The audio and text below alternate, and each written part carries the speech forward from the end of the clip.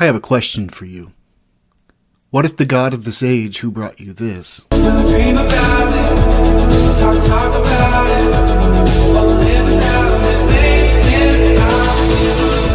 also brought you this? Transform this into this. What if he made him look like this?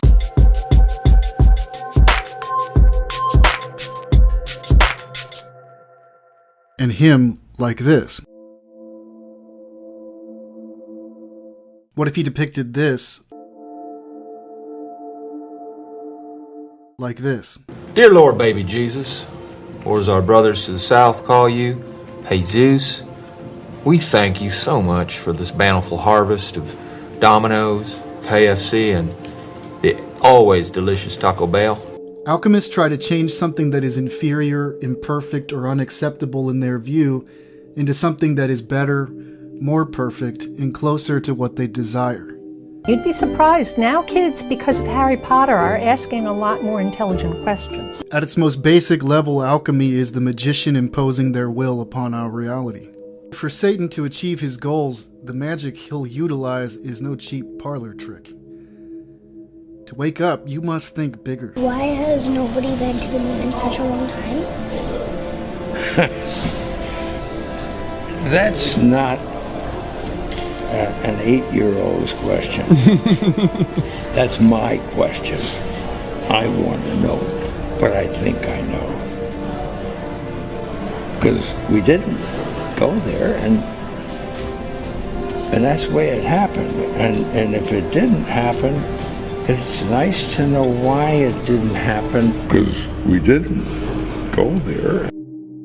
You've heard the saying, the greatest trick the devil ever pulled was convincing the world that he didn't exist.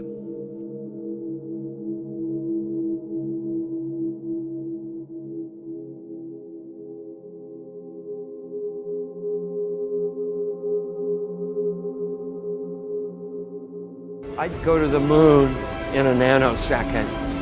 The problem is we don't have the technology to do that anymore. We used to, but we destroyed that technology, and it's a painful process to build it back again.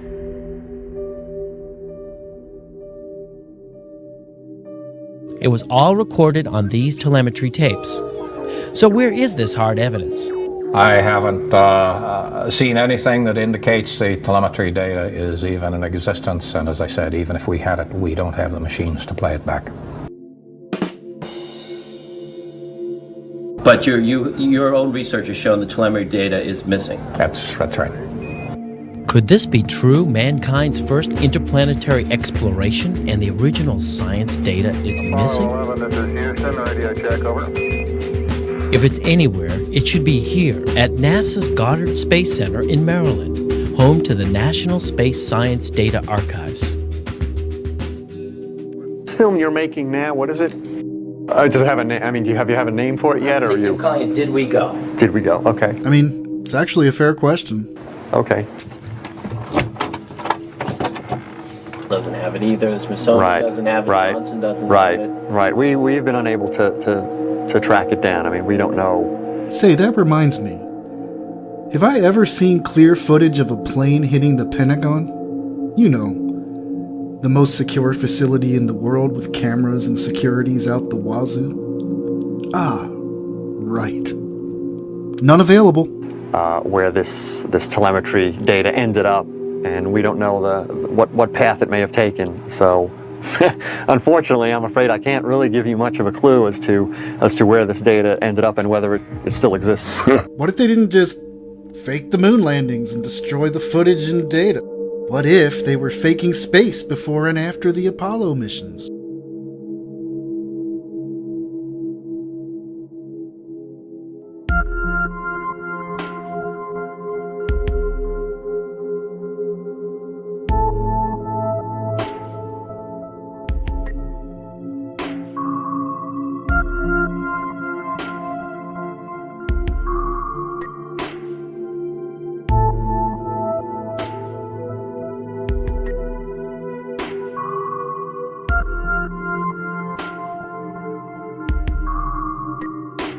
I think it looks so ridiculous and impossible. And you can tell it's real because it looks so fake, honestly. Like, we'd have way better CGI if it was fake. First task, of course, was to deploy Telesat. It was a nighttime deploy, and so this is a TV picture, nighttime TV picture.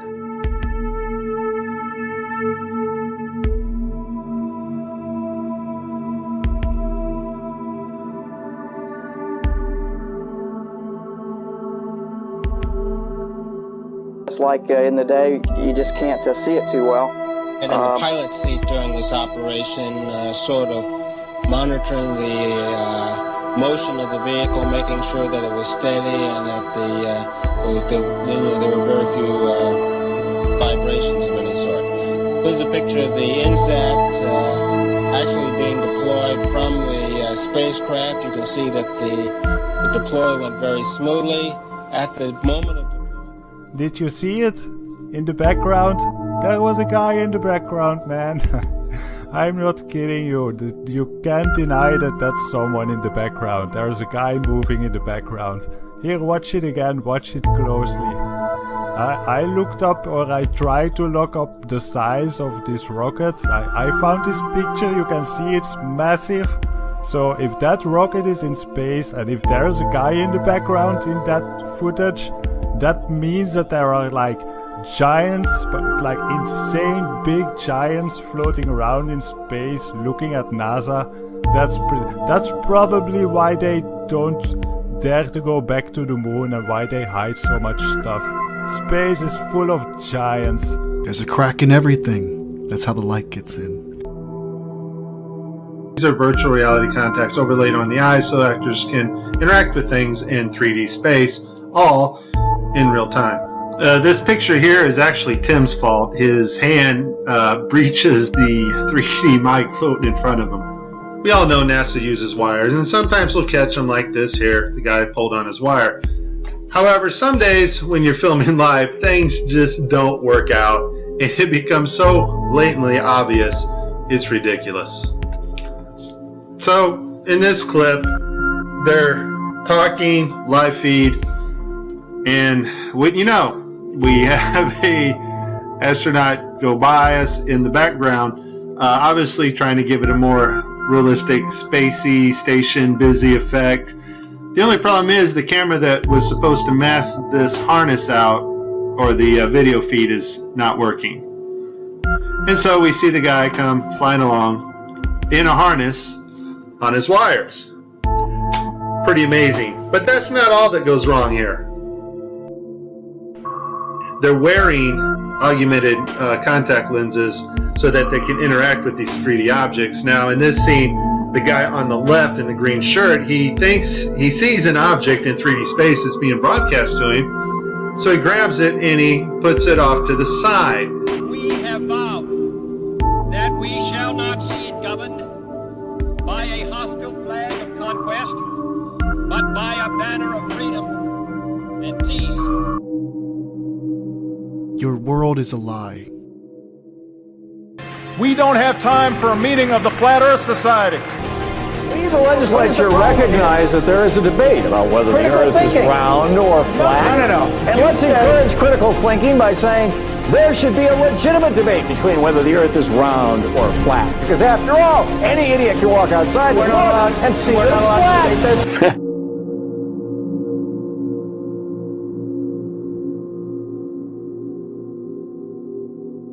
Here's the picture of the Earth from space. There it is.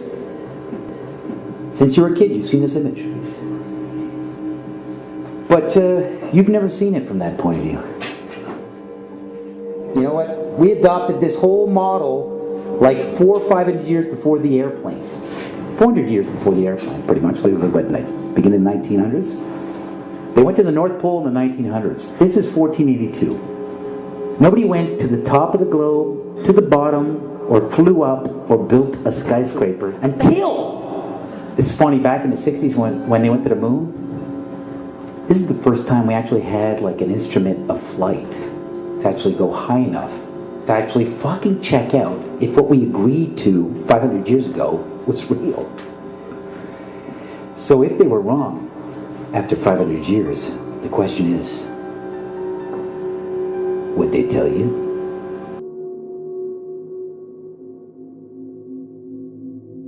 Revelation 9:11. And they had a king over them, which is the angel of the bottomless pit, whose name in the Hebrew tongue is Abaddon, but in the Greek tongue hath his name Apollyon.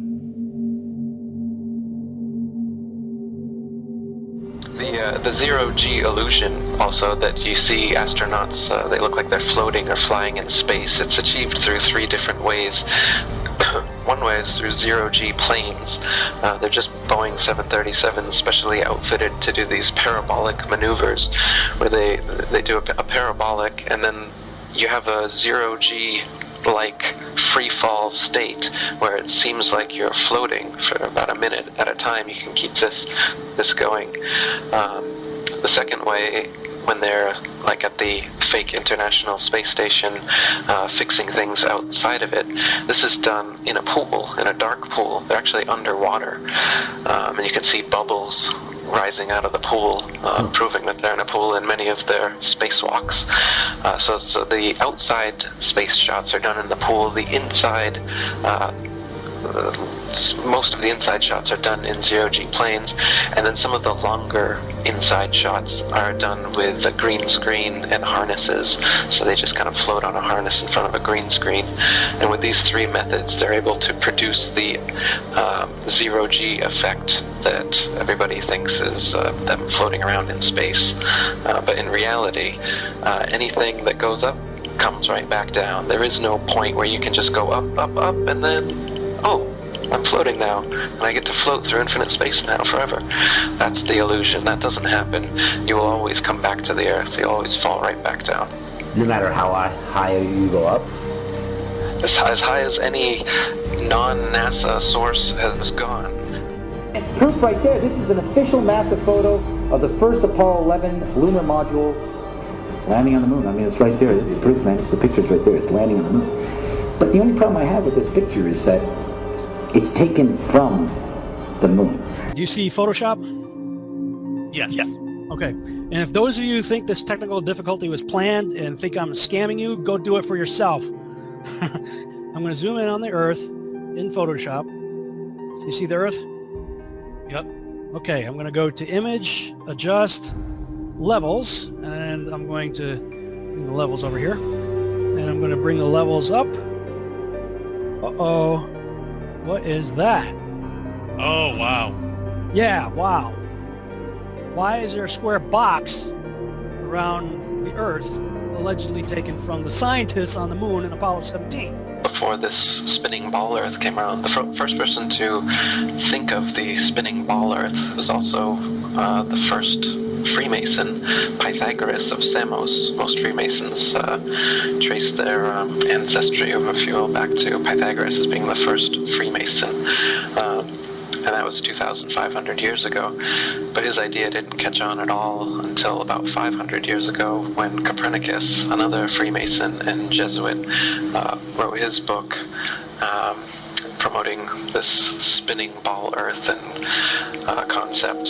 And then Kepler and Newton and Galileo, they took it from there, and now NASA and RASA and all the other space agencies, they're experts like Carl Sagan and Neil deGrasse Tyson. They're continuing this heliocentric spinning ball Earth gravity myth that's been going on for 500 years, and they keep adding on to it now.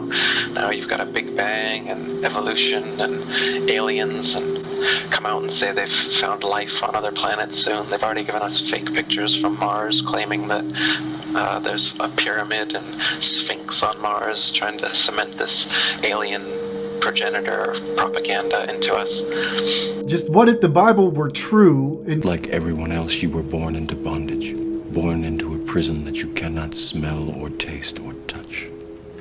A prison for your mind. All of this drive toward the end times is about him, after all.